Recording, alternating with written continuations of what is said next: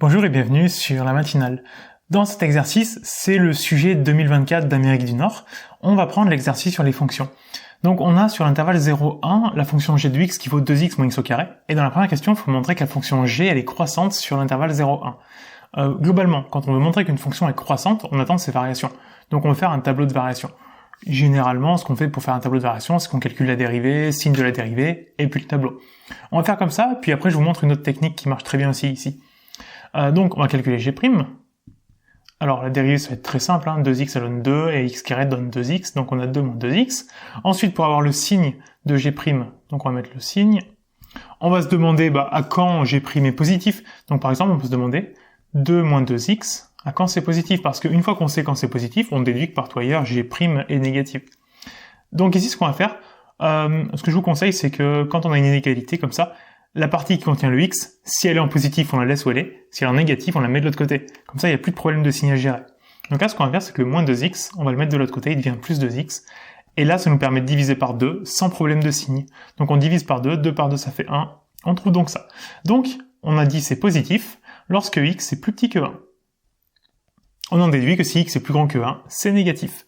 Une fois qu'on a ça, on peut faire notre tableau. Donc là, on a x, on va de 0 jusqu'à 1. Sur l'intervalle 0,1. La seule valeur qu'on a trouvée, c'est 1. Bon, il est déjà écrit, on va pas le remettre. Là, on va voir g'. Et g', on a dit, avant 1, quand x est plus petit que 1, c'est positif. Donc là, on a un plus. Et donc, notre g de x, on va mettre une flèche qui monte. Et on a direct ses variations. On nous demande aussi de donner g de 0 et g de 1. Même si on le demande pas, faites-le quand même. C'est les valeurs au début et à la fin de chaque flèche.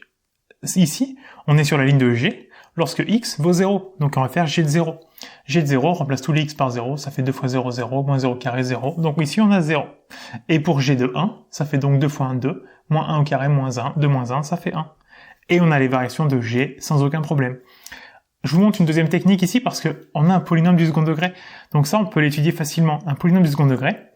Donc on peut dire g est un polynôme du second degré avec, surtout, le petit a, ici, la quantité de x au carré qui est négative.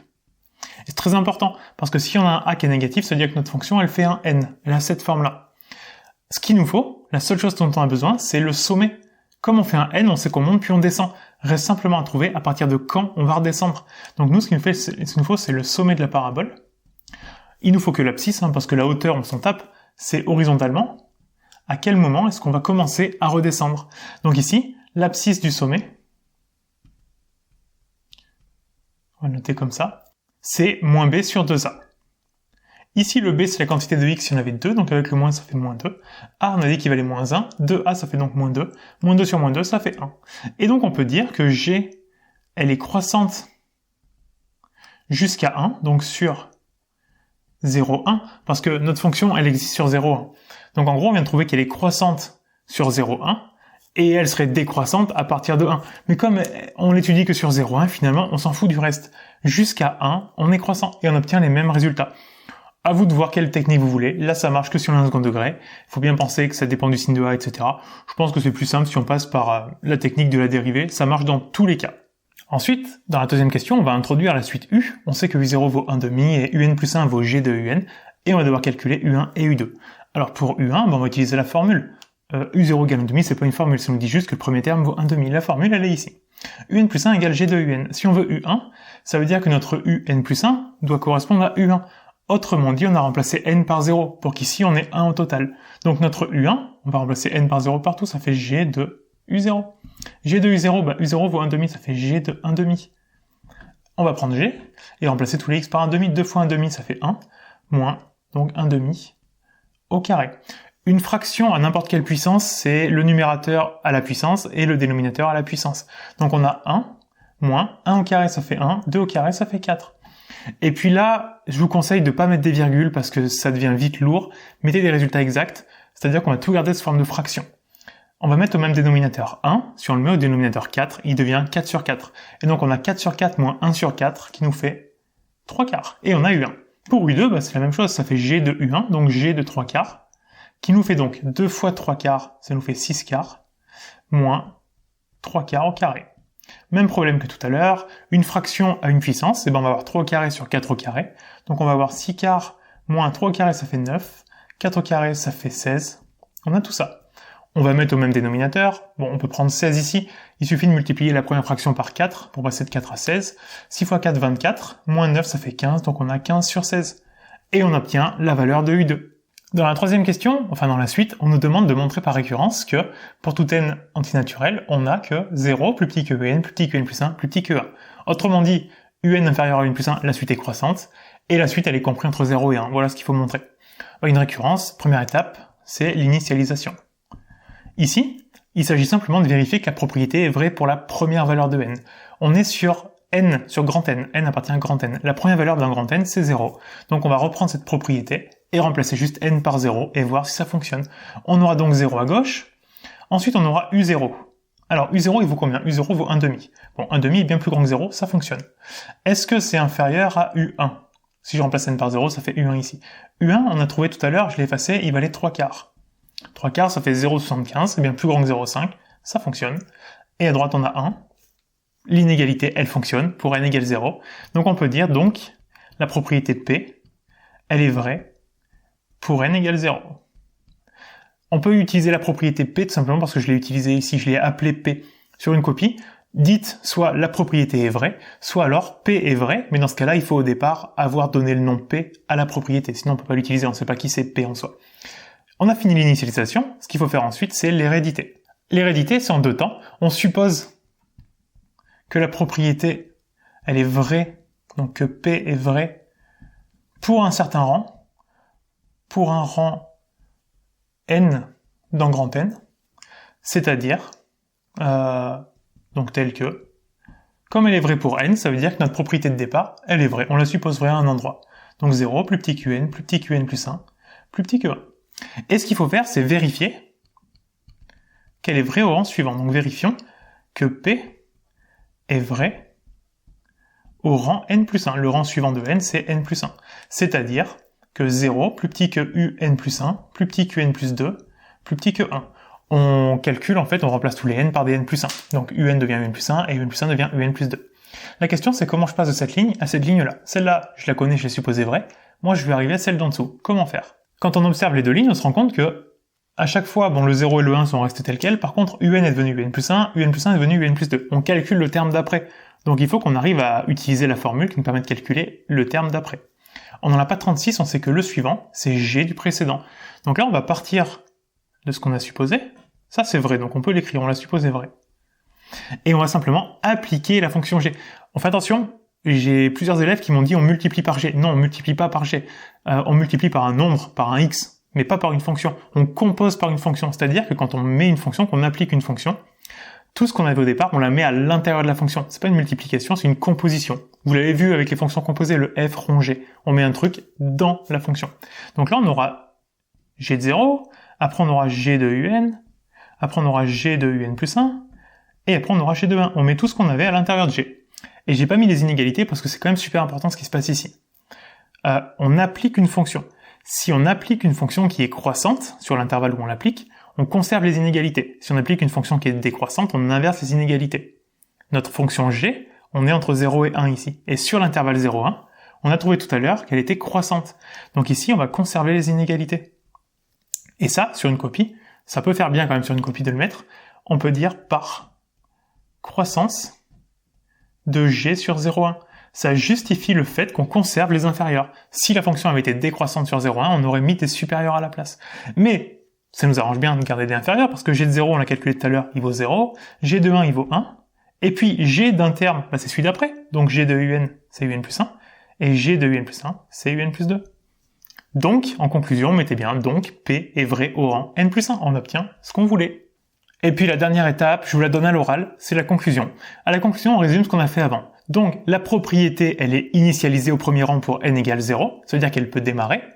Ensuite, elle est héréditaire pour tout n. Héréditaire, ça veut dire que peu importe où on se trouve, on peut calculer le terme d'après, la propriété au rang d'après.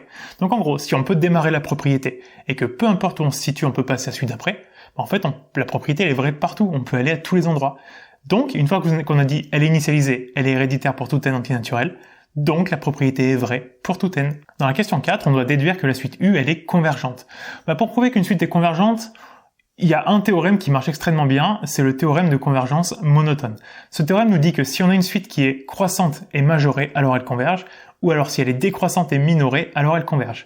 Ici, notre suite, elle est comment? On a vu que un plus 1 est plus grand que un, donc on peut dire que u, elle est croissante. Mais on a vu aussi que u, elle est inférieure à 1, donc elle est majorée par 1. Autrement dit, croissante et majorée, elles convergent. Et ça, précisez bien sur une copie, c'est le théorème de convergence monotone. Donc elles convergent d'après le théorème de convergence monotone. Et la question qui suit, dans chacun des cas, c'est calculer cette limite. C'est logique parce que là, on vient de prouver qu'elle existe. Ça serait bête de s'en arrêter là. On va voir qu'est-ce qu'elle vaut. Pour calculer une limite, il faut juste comprendre ce que ça veut dire converger. Une fois qu'on a compris ce que ça veut dire, c'est extrêmement simple. Converger, ça veut dire qu'on a notre suite qui fait n'importe quoi, sauf qu'à partir d'un moment, à partir d'ici, et ben elle se stabilise. Voilà ce que ça veut dire converger. Ça veut dire qu'elle va finir par se stabiliser sur une valeur. Autrement dit, généralement cette valeur-là on l'appelle le rang n0, mais globalement converger ça veut dire pour tout n supérieur à n0, pardon, il existe un n0, si on veut mettre vraiment des maths, il existe un n0 tel que pour tout n plus grand que n0, un égale un plus 1 égale la limite grand L. C'est ce qu'on appelle le théorème du point fixe. Point fixe parce que à partir d'un moment, eh ben, tous les termes valent la même chose, ils bougent plus, ils sont fixes, leur valeur est fixe. Autrement dit, comme on fait la limite, on bosse très loin, on bosse à plus l'infini, donc on a clairement dépassé le n0. Autrement dit, notre un et notre un plus 1, on peut les remplacer par L. Une fois qu'on a ça, on va prendre la formule de notre suite et remplacer tous les u par grand L. Nous, notre formule, c'était un plus 1 égale g de un. C'est la seule formule qu'on a pour la suite. u0 égale 1,5, c'est pas une formule, on a que celle-là. Donc ce qu'on va faire, c'est qu'on va avoir grand L égale g de grand L. Ce qui va donc nous donner grand L égale g de grand L. Ça fait, on remplace tous les x par grand L, de grand L moins grand L au carré. Ici, attention, j'ai plusieurs élèves aussi qui m'ont fait la bêtise de vouloir diviser par L.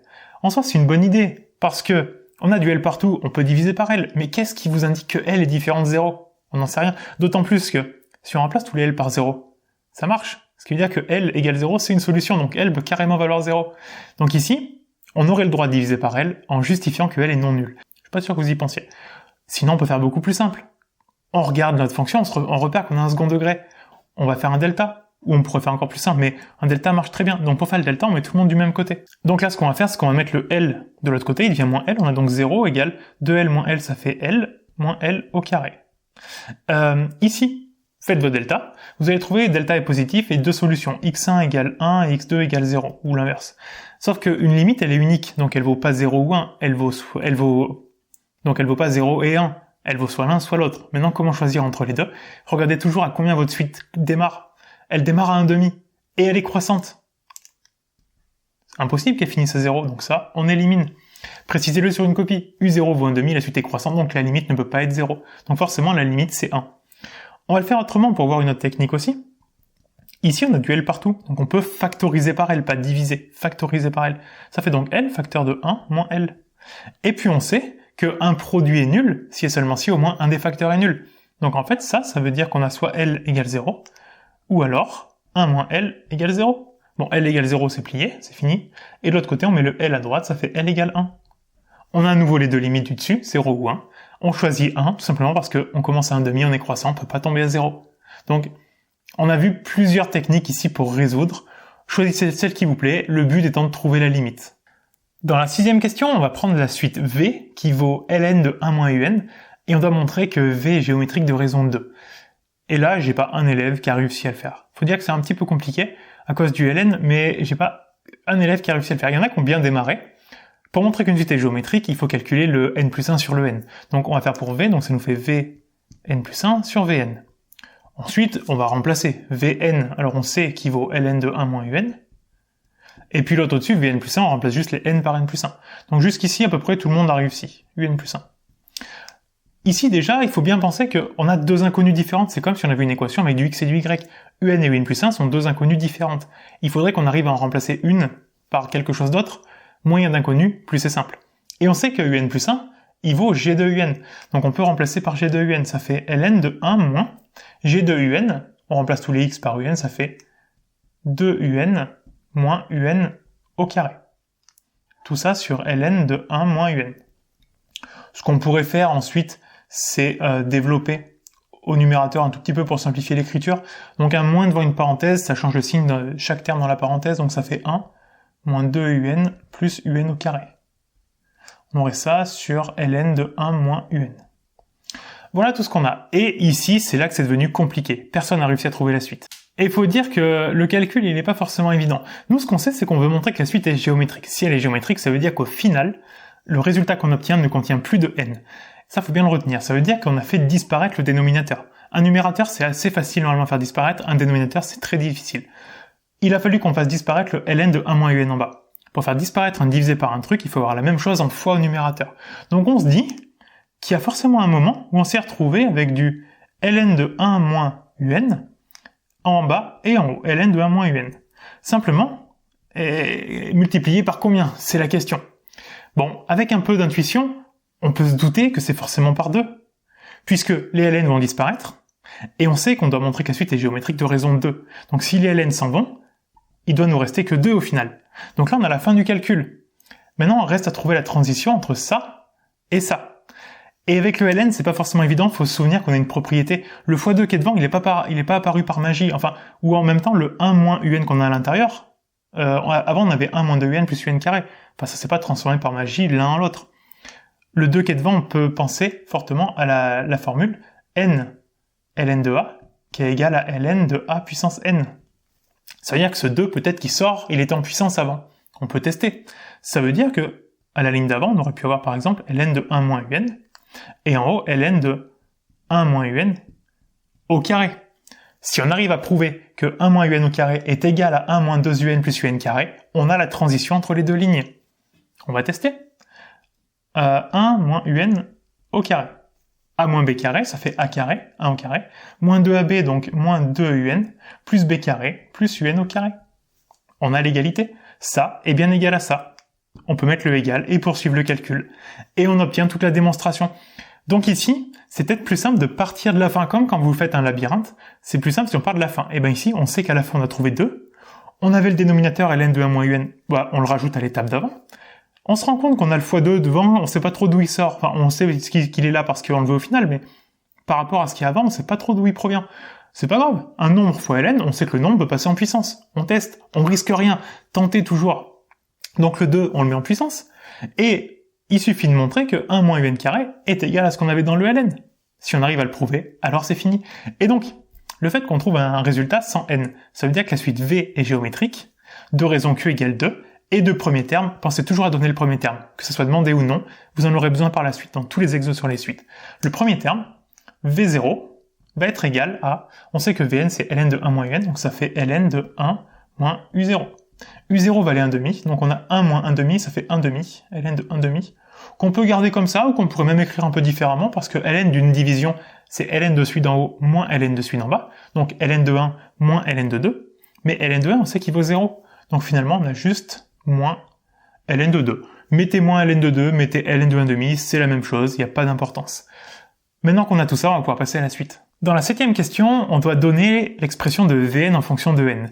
Lorsqu'on demande un en fonction de n, vn en fonction de n, etc., on demande en fait la forme explicite de la suite, le terme général de la suite. Et ça tombe bien parce qu'on sait que v elle est géométrique. Une suite géométrique, la forme explicite, c'est vn égale vp fois q puissance n-p. Alors vous avez probablement la formule avec v0 qui marche ici puisqu'on connaît v0, mais elle peut être un peu embêtante parce que si on connaît pas v0 mais qu'on connaît que v8, comment on fait? Celle-là marche partout. L'idée c'est vn en fonction de n, donc au final il nous faut lui et lui. Tout le reste faut remplacer. Le vp faut le remplacer par un v qu'on connaît. Ben, on connaît v0, donc on va mettre v0. Q, on a trouvé que c'était 2 la raison, donc 2. N moins p, mais p, on a dit que c'était vp devient v0, donc on a remplacé p par 0, donc n moins 0. v0 il vaut moins ln de 2 fois 2 puissance n-0, donc puissance n. Et on obtient vn en fonction de n. Et la question qui va suivre à chaque fois, c'est un en fonction de n. Et ben on va le faire tout de suite. Par contre, on peut pas utiliser la même formule parce que un, on sait pas qu'elle est géométrique ou quoi que ce soit. C'est tout le problème. Si on l'avait su dès le départ, ça aurait bien simplifié les choses. En fait, ce qu'on cherche, c'est des informations sur u, mais qu'on peut pas donner. Comme elle est ni arithmétique ni géométrique, elle est rien du tout. On a plein d'informations sur v. Bah, si on arrive à trouver une formule qui fait le lien entre u et v, on pourra se servir de tout ce qu'on sait sur v pour en déduire plein de choses sur u. Est-ce qu'on a une formule qui relie u et v? Elle est ici. Donc, on va pouvoir utiliser cette formule. Vn égale ln de 1 moins un. Notre but, c'est de sortir un tout seul pour avoir un égal. Vn, on pourrait le remplacer par sa valeur. On le fera à la fin. C'est plus simple de bosser avec Vn plutôt qu'avec moins ln de 2 fois 2 puissance n. Même si c'est la même chose, c'est un peu plus simple de conserver Vn. On veut le un. Pour l'instant, il est coincé avec le 1 moins dans le ln. Donc, il faut qu'on vire le ln. Pour virer un ln, on met de l'exponentielle. Exponentielle Vn égale 1 moins un. On va mettre le 1 de l'autre côté. Donc, ça fait exponentielle Vn moins 1 égale moins un. Et puis, pour avoir un tout seul, on va changer les signes. Donc, ça fait moins exponentielle Vn plus 1 égale un. Et là, ce qu'on peut faire, c'est remplacer notre Vn par sa valeur. On a donc moins exponentielle moins ln de 2 fois 2 puissance n plus 1 égale un. Et on obtient l'expression de un en fonction de n. On a bien un en fonction de n. C'est fini. Donc pensez-y, lorsqu'on demande un en fonction de n, au final, qu'on revient sur la suite de départ, pas utiliser de formule d'arithmétique ou de géométrique puisque la suite ne le sera pas. Donc il faut utiliser ce qu'on a trouvé sur la suite V, en l'occurrence ici, qui elle sera à chaque fois géométrique dans tous vos exos. Et ensuite, la question, c'est de retrouver, grâce à cette expression, la limite qu'on avait trouvée à la question un peu plus haut sur la suite U. On avait dit que la limite de U, c'était 1. Le but, c'est de le retrouver. On va donc calculer la limite de tout ça. Alors, pour calculer une limite, on part du terme de la partie qui contient le n, donc on a 2 puissance n. La limite de 2 puissance n, une suite, c'est toujours en plus l'infini. 2 puissance plus l'infini, ça fait plus l'infini. Donc, la limite, on va remettre le moins ln de 2, de moins ln de 2 puissance n. ln de 2, il est plus grand que 1, on se rappelle que il est plus grand que 0, pardon, on se rappelle que le ln, avant 1, il est négatif, après 1, il est positif. Donc ln de 2 est positif, mais avec le moins devant, ça devient négatif. Moins fois de l'infini, ça fait moins infini. Donc en gros, la limite de notre exponentielle, de tout ça, ça fait exponentielle moins l'infini. Et on sait qu'un exponentielle moins l'infini, c'est 0. Donc, tout ce terme, il dégage. Et donc la limite de un, on retrouve bien 1. Et la limite, elle est retrouvée. Pour terminer, on nous donne un programme Python qui nous permet de trouver la première valeur de n, telle que la suite u va dépasser 0,95. Donc on crée notre fonction, on l'appelle seuil. Au début, on donne les paramètres de départ, donc le u de départ vaut 0,5 et ça correspond à u0. Donc pour suivre le numéro du terme, le u0, le 0, on utilise une variable n qui est en parallèle. Donc on a u0, u qui vaut 0,5 et le 0, ça correspond à u0. Ensuite, on veut dépasser 0,95. Mais quand on veut dépasser, imaginez vous économisez de l'argent pour acheter une voiture. Vous avez besoin de 10 000 euros. Et ben on va dire, pas tant qu'on a plus que 10 000 euros, mais tant qu'on n'a pas notre condition. Tant qu'on n'a pas 10 000 euros, on économise. Donc tant qu'on n'a pas dépassé 0,95, on travaille. Et donc tant qu'on l'a pas dépassé, et ben on calcule le terme d'après. Le terme d'après, n, sert à étudier le numéro du rang. N va devenir n plus 1. En gros, cette ligne, ça veut dire, dans la variable n, dans la boîte n, on met n plus 1. Autrement dit, on prend la valeur qu'il y avait. N, c'est le numéro du terme. Donc, imaginons qu'on était à U13. N valait 13. Ben, on calcule celui d'après, on passe à 14. Donc, dans N, on stocke la valeur de N plus 1. Et dans U, ben, il faut qu'on calcule le terme d'après. Cassez-vous pas la tête quand il y a cette formule, quand il y a cette question-là. Il faut utiliser la formule de la suite. Formule de la suite, il n'y en a pas 50. U, c'est G de UN. Donc ici, on peut mettre G de UN, sauf que G, il va pas connaître. Donc on va mettre directement 2 fois U moins U au carré. On met pas des UN parce que UN n'est pas connu. On bosse qu'avec U. Et le return n veut dire, à l'ordinateur, dès qu'on a dépassé 0,95, tu me donnes la valeur de n pour lequel on l'a dépassé. Et l'exo, il est fini.